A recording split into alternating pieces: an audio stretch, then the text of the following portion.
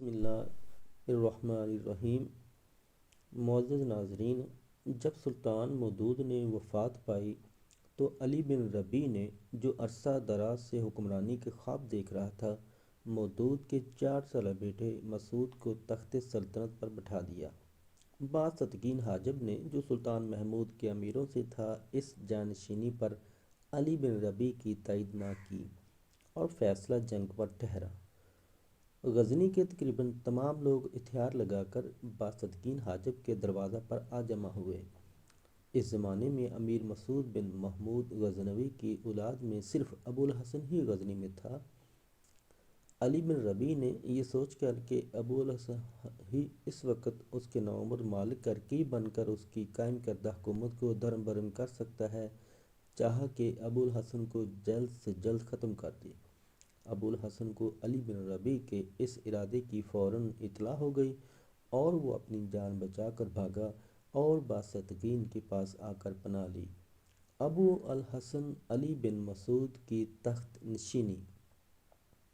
بصدقین نے ابو الحسن کے پہنچتے ہی تمام اراکین سلطنت کے مشورے سے مسعود بن مودود کو 5 یا 6 روز کی بادشاہت کے بعد تخت سے اتار کر اس کے چچا ابو الحسن علی بن مسعود کو غزنوی تخت و تاج کا وارث مالک تسلیم کر لیا۔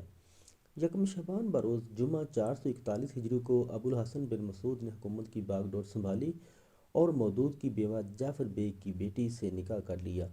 علی بن ربیع نے جب دیکھا کہ مسعود بن مودود کو تخت سے اتار دیا گیا ہے تو ابو الحسن کے وقت میں اس کی جان کی خیر نہیں، تو وہ میرک وکیل کے مشورے سے جس قدر زر و جواہر اٹھا سکا ساتھ لے کر اپنے غلاموں کے ہمراہ پشاور بھاگ گیا۔ پشاور پہنچ کر ملتان اور سندھ تک قبضہ کر لیا اور باغی افغانوں کو شکست دے کر خود مختاری کا اعلان کر دیا۔